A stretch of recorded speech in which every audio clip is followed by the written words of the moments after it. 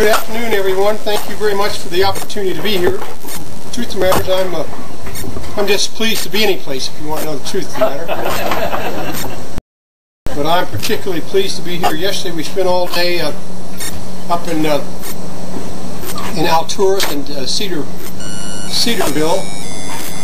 That's the farthest part of our district. We go all the way up to Altura, all the way up to Fort Bidwell.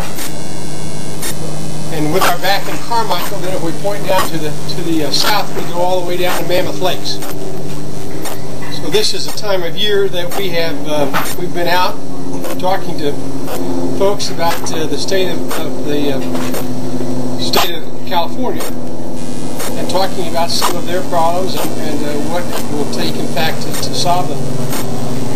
By the way, I'm reminded, if I didn't tell you the last time that I was here, about when we were up in Altura the first time, this fellow said to me, "You know, Dave, we've got more cows here than people." I said, "Why is that?" He said, "Because we just prefer them." Well, they still just prefer them, as a matter of fact. They still got more cows than people. You know, before I get started, let me introduce to you Dana Jorgensen, who's sitting in the back there with the shirt on that said Office of Senator Dave Cox. Dana is our district representative. Let's give him a big hand.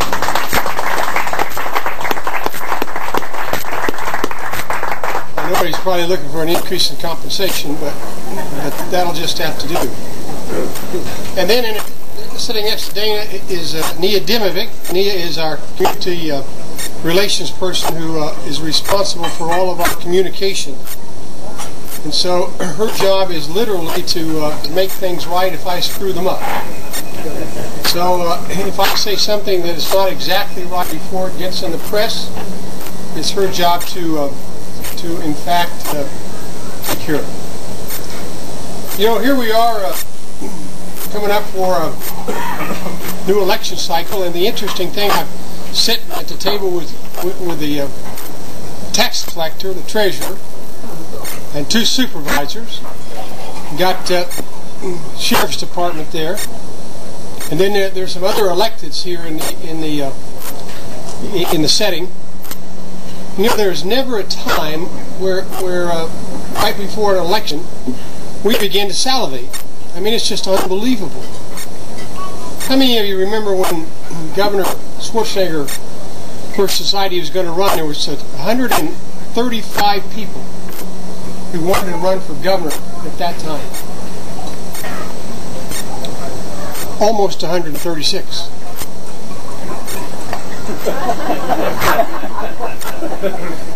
They used to talk this lady down in Southern California frequently, and she would call about various problems, and I wanted to get her advice, and I called her and I said, "I'm thinking about running for governor."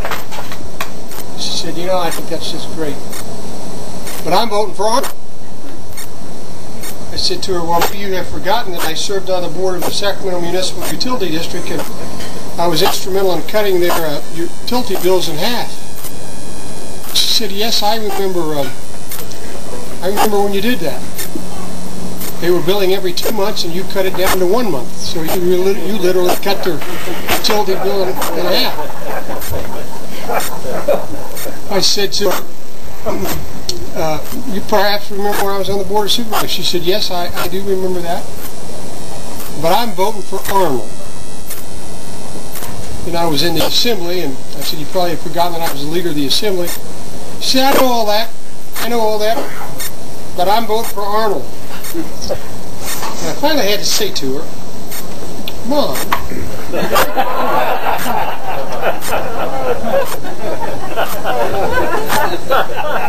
I'm going to take about 15 minutes and talk about the California's current budget and business situation. And by the way, while I don't have a lot of details, there is a recent report out that shows literally that the state of California has overregulated business and literally run business out of town. Now, if you'd like that report, you just email me and tell me you want it. We'll send it on to you. I got a call the other day from a member of the assembly and said I had difficulty getting that report, so we were able to do that. But if you're interested in it and you want to look at it, I've not read it in detail, so if you're interested in that, I'm happy to send it on. Obviously, the revenue of the state is continuing to be slow because of recession. Unemployment rates all over the state are 12%, certainly higher in many counties. You go down to Central Valley, it's somewhere in the neighborhood of 40%. But in the 1st Senate District, we're looking at a 12% or higher employment rate. Now, I mentioned to you about the fact that the economy is not doing well. The two main sources of revenue for the state of California are personal income tax, which represents 38-39% of our state budget, and sales tax. Sales tax represents about 30%. And so when in fact your sales tax is going, your personal income tax is going down, it's just right in line with your with your sales tax. So depending upon what the personal income tax does, that's exactly what happens relative to the sales tax.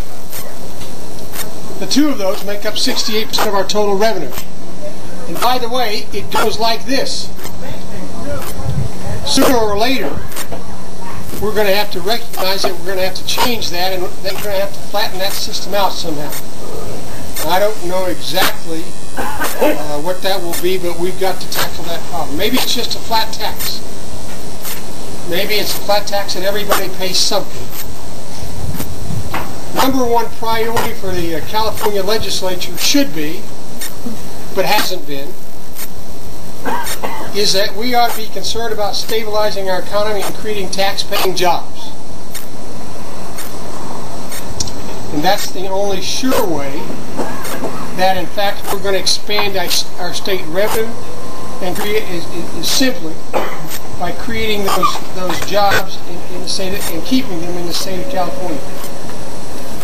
We need to work on making California a place of job creators to, in fact, build and expand. Let me tell you a good start. You know, we have literally lost almost all of our forest product in the state of California. But thank the Lord for a guy by the name of Mendoza down in Los Angeles. My guess is he doesn't know what a tree looks like.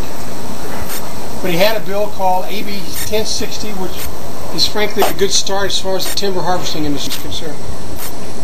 It simply would extend a timber harvest plan from 5 years to 7 years. Go from 5 years to 7 years. And when you do that, you kind of blow the breath of life back into the forest industry. This year so far, we've closed mills in, the timber industry has closed mills in Camillo, Quincy, Sonora, and so we are very hopeful that the governor will in fact sign that bill by Mr. Mendoza. Now, I was just kidding you about Mr. Mendoza not knowing what a tree looks like, but he's from Los Angeles. So you can't expect him to know that oranges grow on trees and milk comes from cows. The governor, by the way, has to until October the 11th to sign this bill. And by the way, the governor's telephone number is 916-445-2841. If you think that's an important bill for this region, I hope you will call him and tell him to sign AB 1060 by Mr. Mendoza. Hope you'll do that. And we need to have some reform as far as the meal and rest period is concerned in the state of California. Businesses are getting sued when employees miss a meal break. Tykert, a Sacramento company, just paid $24 million. Frankly, the rules are just too rigid. Nurses have to leave in the middle of surgery. Now, I don't know about you all, that's not acceptable to me. You can't have a surgical nurse say, wait a minute, the law says I've got to take a break. But chances are she probably doesn't do that, but the fact of the matter is that's the law. And from the construction industry standpoint, you can't dump a load of cement and then go to lunch. Can you imagine that? Then, in fact, we need to change our flexible work schedules.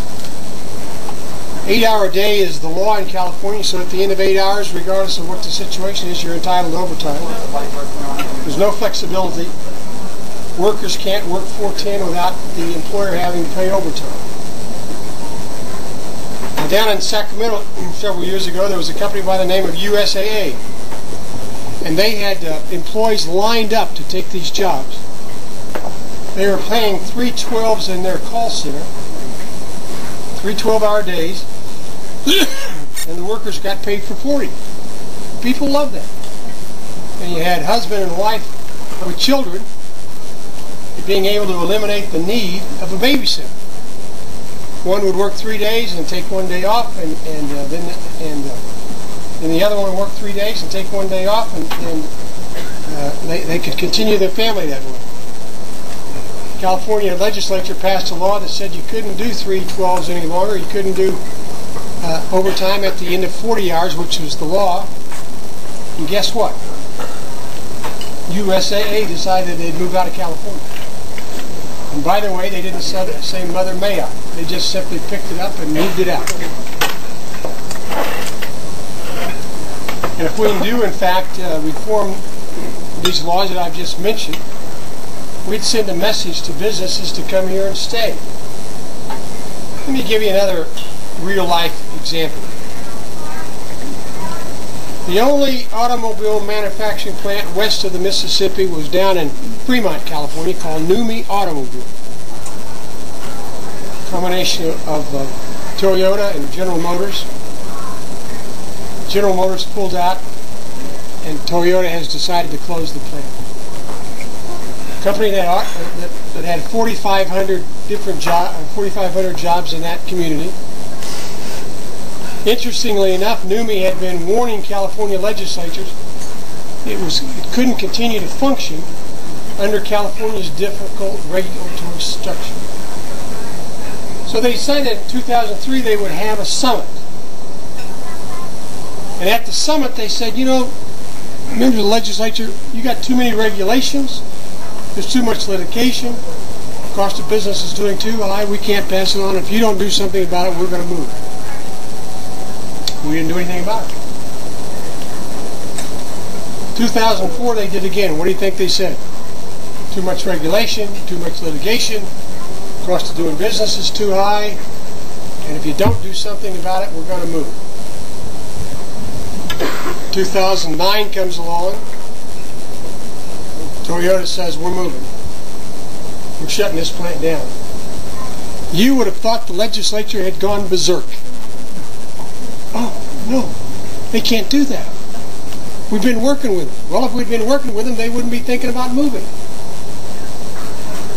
So in the final analysis, there is a $4,500 jobs in California that will no longer exist because California legislature didn't understand that we had too many regulations, too much litigation, and the cost of doing business was too high. California has lost more than 500,000 manufacturing jobs in the last 10 years. That's a 28% decline in our manufacturing section. When you take a look at the numbers, what you find is that we rank 49th out of all the states in the Union. Only New Jersey is worse relative to the Small Business Survival Index. And the reason, and now you know why we're 49. The question, what should we do? And I will tell you that one of the things that we ought not to be doing is we ought not to be raising taxes. During the last week of the session, the Senate considered AB 196, which was a fire tax bill. It would have, in fact, added 4.8% surcharge on all homeowners and business insurance policies in California. Where's the Allstate guy? Is he still here? State Farm. State Farm. Oh, there you are. Steve. I will tell you that while it was a noble charge, this surcharge would have been allocated to Cal Fire to pay the expenses of firefighting in California wildlife. truth of the matter is we need to manage our forests. Now, many of us know Steve Odom, who's the CEO of Pure West Communications in Roseville, and here's what he said recently in the Sacramento Magazine. We're looking to invest outside California. Remember, as the CEO of a publicly traded company, I'm required to enhance shareholder value. These days, that's more easily done in other states. Many of us, by the way, remember Ronald Reagan talking about the shining city on the hill. And I will tell you, while it may take us a while, I still believe we have the opportunity to get back to that place. The fact of the matter is the legislature needs to focus on the important things, and that's getting people back to work. I'm proud to be a member of this Chamber of Commerce. Matter of fact, I'm proud to be a member of every Chamber of Commerce that is in the 1st Senate District. So with that, let me stop and answer any questions that you all might have about any particular subject. If I don't know the answer, I will ask Dana to write it down or give you the answer, and or to ask Nia to answer the question for you. So, any questions for anyone? Why is it supervisors always have their hand up first? Anybody have any idea? Well, Senator, I'm just wondering if there's any hope on the horizon that the crippling effects of AB 32 might be put off or reversed or something. I've talked to truckers that are facing the real life consequence of having to spend upwards of $20,000 on a truck to keep it on the road, but they tell me that that fix is only going to be good for a couple of years. So I think that de facto is putting them out of business right now. Supervisor, I think you're right. I'd like to tell you I thought there was a solution.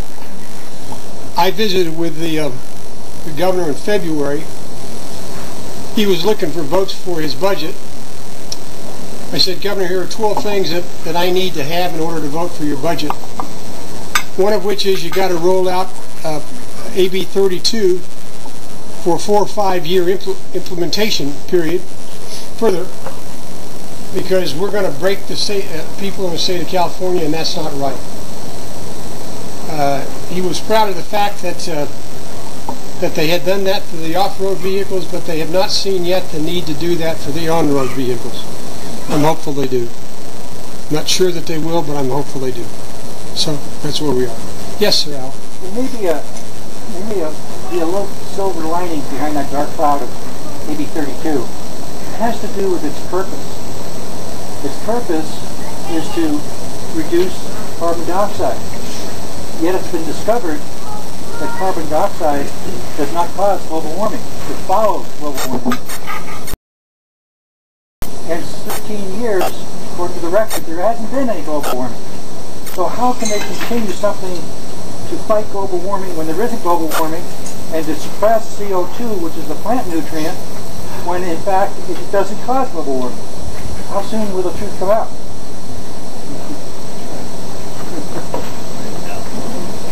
Well, Al, I suspect that you can't get the Secretary of the California Air Resources Board to agree with you. That's the reason she's going full speed ahead on the implementation of Proposition 30 or AB 32. Forget about that for just a moment. That's not what she believes. That's not the policy track that she's on, and so from that standpoint, there's not much chance that that's going to happen. Yes, sir. There was a bill in committee to repeal AB 32. Is that going to die? It has, for all intents and purposes, two-year bill, and for all intents and purposes, it's dead. So are you saying that the best we can hope for is maybe a delay in implementation of AB 32, but other than that, we're screwed? We got AB 32. You have AB 32. As long as the majority party is still the majority party, you have AB 32. Yes, ma'am, way in the back. I would like to know the authority for the state of California to take local property tax revenue. Are you talking about Proposition 1A, ma'am? I'm not talking about any particular proposition. I'm talking about the fact that counties don't have money they're supposed to have because the state took it. So how is that legal? And how can counties function when the state doesn't want to balance their budget They just take from the counties until we're harder to just deal with our own infrastructure. I have great empathy for the situation. Let me just tell you that counties are political subdivisions of the state. That's where the authority comes from. So when the legislature makes a law, it is a situation that because the counties are political subdivisions of the state, that's how that's done. Yes, sir. Michael K. Democrat. From the where? Union Democrat. Good. Do you have any update on the fate of the state parks in the area? Yes, sir. Let me give you my personal opinion. My personal opinion is that there probably won't be any parks closed. I believe you're going to find that after a relatively short period, we're going to find that the state comes up and says, look, it would cost us more to close them down than it would be to keep them open, so we're not going to close them. Now, does that mean that they're not going to do some things that are special, like private-public partnerships? You may see some of that. We were down talking to the person at Grover Hot Springs. He also has Bodie Park, and Bodie in the mid 1800s had a brewery, and I could just see I can just see us going to Anheuser-Busch and saying we need a Bodie build, a Bodie brew. So we'll see whether or not that happens. But you're going to see some public-private partnerships. Yes, sir. I'd like to hear your thoughts on where you think the direction of healthcare legislation is going to go, and if federal legislation takes over relative to health insurance. Well, first of all, I don't think there's going to be a federal health bill. That's just my judgment. That's just me telling you. California has not passed a universal care policy that makes any sense to me. But I think people will continue, there will be people who continue to push for a universal single-pay carrier. And so they win the fight today, but we won't win it next week or next month or next year. Any other questions? Yes, sir. Yes. In your opening remarks, you commented that we've lost so many jobs and such a percentage of our manufacturing base, and that at some point the legislators are going to come to their senses and create jobs. What is your prospectus of that? How long will that be? Or is it basically in part of our California that we're not going to get out of until people elect different people into office? Well, look, I personally believe that parties have too much control over the individual. And then in addition to that, the individuals there's too much control exercised over the individuals by labor or trial attorneys or whomever. So we're going to have to figure out how to elect people who will not be concerned about what the party says or what some organization says. When that occurs, then you'll begin to see some changes. Okay, and can I follow up with that? Of course, sure. What's your perspective on that? I mean, that's great. I think we all agree. It's slow. Is that going to happen? It'll be slow. It'll be slow. Is it possible? The answer is yes. So we're 49th. When we get to 50th, we may think about it? No, look. You look at some of history, you go down and look at what happened in New Zealand, and all of a sudden you found the majority party there recognized they were moving in the right direction, and they changed courses. They moved into a more of a capitalistic society. I believe that's still possible in the state of California. When it comes to the point where people can't pay for the services that they want to provide for their constituents, they're going to think about how do we increase the revenue. And it will not always be on the basis of increased taxation. Yes, sir. Al? I've got some good news. Okay. That looks like the process is already underway, and it's called tea parties. Okay. 1.7 million people went to the U.S. Capitol, even under a news blackout, They left the place clean. There's not one single arrest, and they paid their own way. And that seems to indicate that the American people are starting to wake up, regardless of what the political parties do. So it looks like the big spenders are going to have a problem in their hands at the next election. All right. I hope you're right.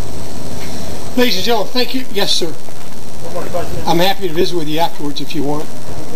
Quickly, progress on the securitization of Prop 1A? The securitization of Proposition 1A will happen in the next 10 days, along with the HUDA situation. So that'll be taken care of within the next 10-12 days. Thank you very much for the opportunity to be with you.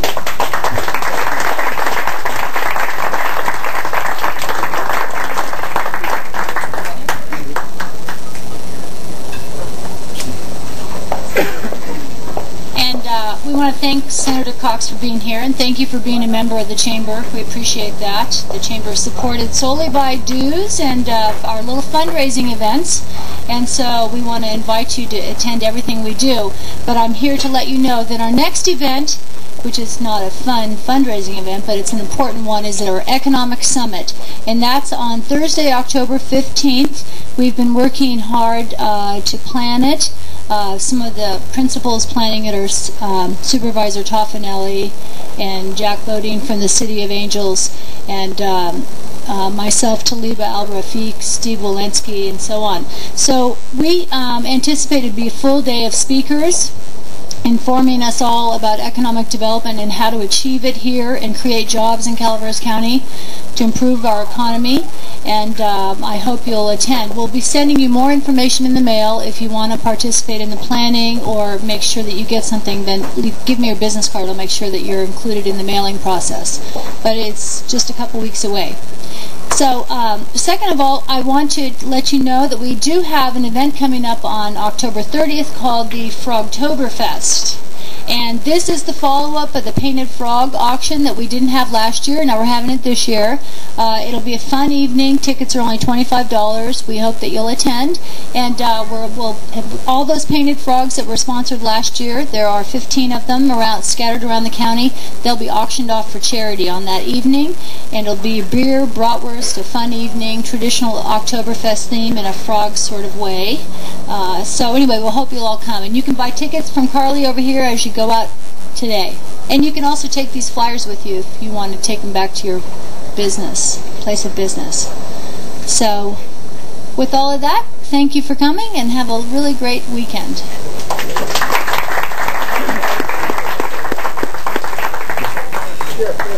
Thank you.